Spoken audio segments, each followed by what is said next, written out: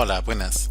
En el video de esta semana, que es el video de la semana número 6, vamos a ver la prueba F y las relaciones que tiene esta prueba F con otros estimadores o con otros estadísticos de nuestro modelo de regresión. Como vimos anteriormente, podemos descomponer la suma total de cuadrados en dos componentes, en la suma explicada de cuadrados y la suma residual de cuadrados. A partir de esto hemos encontrado en el pasado el estadístico R cuadrado, el coeficiente de determinación, que viene en una de sus fórmulas de la división de la suma explicada de cuadrados sobre la suma total de cuadrados, y aquí tenemos las fórmulas que presenta el mismo. Bueno, la hipótesis en la que vamos a probar es que el modelo no tiene ningún poder explicativo, que es la hipótesis de nulidad que habíamos conversado anteriormente. Es decir, que beta 2 es igual a 0, y la hipótesis alterna que beta 2 es distinto de 0, ¿no? En este momento X es la única variable explicativa en el modelo de regresión. Las hipótesis relativas a la bondad del ajuste se mantienen mediante el estadístico F, definido como se muestra aquí, donde K es el número de parámetros en la estimación, que actualmente solamente es 2 porque es solamente beta 1 y beta 2. Esta fórmula de F ya la vimos anteriormente en nuestras clases presenciales, en nuestras clases sincrónicas. N-K representa los grados de libertad que se encuentran en el denominador, y K-1 se encuentran los grados de libertad que se encuentran en el numerador. Entonces, una forma podríamos de encontrar dividiendo el numerador, tanto numerador y denominador, entre la suma total de cuadrados, ¿no? De esta manera el mismo no cambia. Si seguimos con el ejercicio, vemos que esto es el R cuadrado, como se ve acá, y eso de aquí abajo vendría a ser 1 menos R cuadrado en general. Entonces el R cuadrado viene de la definición de R cuadrado que ya vimos anteriormente aquí arriba. Entonces, como se muestra fácilmente, la suma residual de cuadrados sobre la suma total de cuadrados es igual a 1 menos R cuadrado. Es simplemente aquí se hace el despeje y se puede encontrar esa relación. Entonces, ya hemos encontrado la relación que existe entre el estadístico F y el R cuadrado.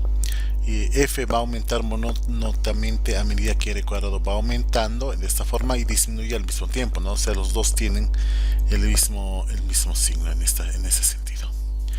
Entonces, aquí dibujamos F en función de R cuadrado, en el caso de que solamente tengamos una variable explicativa y 20 observaciones. Entonces, si se fijan, con 20 observaciones tenemos 18 grados de libertad en el denominador y 1 grado de libertad en el numerador. Si la hipótesis nula es cierta de que beta 2 es igual a 0, F va a tener una distribución completamente aleatoria. Habrá algún valor crítico que solo superará el 5% de las veces. Si realizamos una prueba de significancia 5%, vamos a rechazar la hipótesis nula si el estadístico calculado es más grande que el estadístico crítico. Entonces, este valor de aquí es el F crítico, con un grado de libertad en el numerador y 18 grados de libertad en el denominador, a un nivel de significancia del 5%, es 4.41. Les pido que lo comprueben revisando la tabla F. Cualquier cosa por encima de 4.41 va a rechazar la hipótesis nula, y cualquier cosa por debajo pues no la va a rechazar. El valor crítico depende del número de variables explicativas, así como el número de grados de libertad en el valor de F.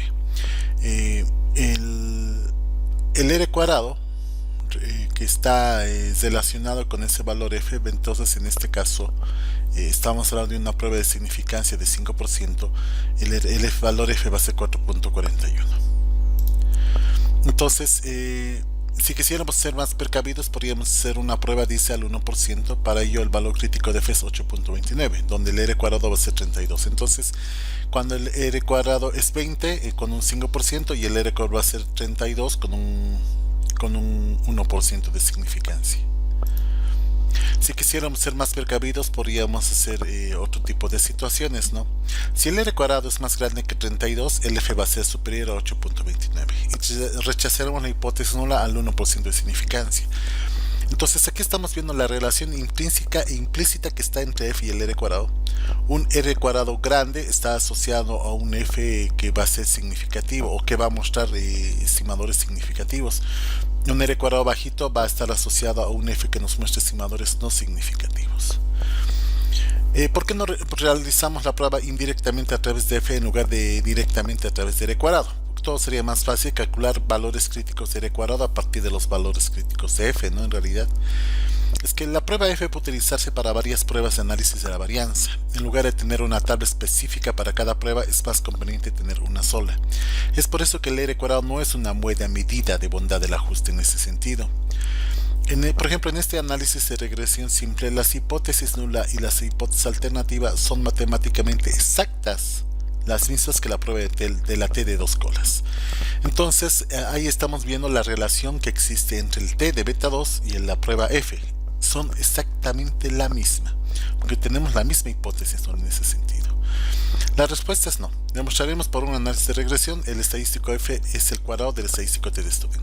Y es lo que vamos a ver ahora. Entonces, fíjense la relación del f con un grado de libertad en el numerador y n-2 grados de libertad en el denominador. Reemplazamos esto por sus funciones matemáticas.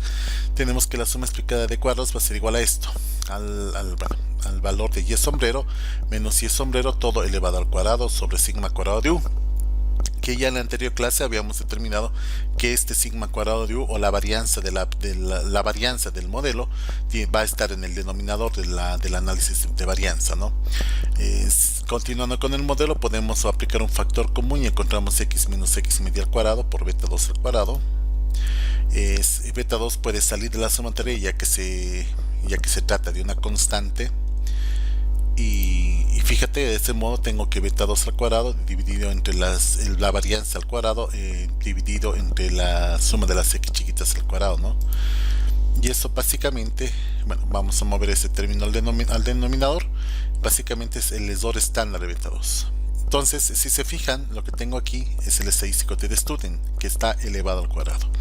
En otras palabras, f es el t de beta 2 que se encuentra elevado al cuadrado. Eso les pido que lo comprueben en todas las regresiones, no vas a tener ninguna discusión al respecto, ¿no? E incluso el p-value de t o el p-value que tenemos para beta 2 en la prueba t de Studen es el mismo que el p-value de f en este sentido. Entonces, f es equivalente a la prueba t de dos colas en el modelo de regresión lineal simple con dos variables. No tiene sentido realizar f al mismo tiempo, porque llegamos al mismo resultado, ¿no? De hecho, si se justifica una prueba t de una cola, sería mejor que cualquiera de las dos porque es más potente, ¿no? Es la menor riesgo de cometer error tipo 2 si la hipótesis no la es falsa. La prueba f en realidad nos va a servir de mucho cuando tengamos muchas más regresiones en este sentido.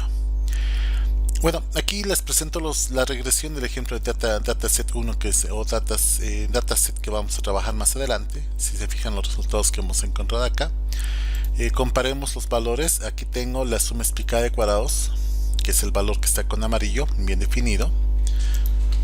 El de aquí abajo es la suma residual de cuadrados, que se encuentra también definido de esta manera. Y de esta forma tenemos los grados de libertad, ¿no? que viene de la fórmula de n-2, calculada de esta forma. El denominador de f, por lo tanto, es 1,41 y es una estimación de la varianza del modelo. La raíz cuadrada de este modelo, si lo ves en Excel, es el error típico y es la desviación estándar de μ que vimos anteriormente. El cálculo de f que estamos realizando concuerda con la salida del Excel de esta forma. Y también vamos a convenir que si utilizamos el valor de f en términos del r cuadrado, los resultados también van a llegar a la misma situación, dado que f está compuesto por la suma explicada y la suma residual de cuadrados, como vimos en el modelo anterior. Finalmente vamos a comprobar que f y el t de beta 2 son exactamente los mismos. El t de beta 2 es menos 16.38. Si elevamos este t de beta 2 al cuadrado, obtenemos 268.30, que si te fijas es el mismo valor que hemos encontrado con f. Entonces la relación es exactamente correcta. Bueno, y con este video concluimos los videos de la clase asincrónica. Muchas gracias por tu atención.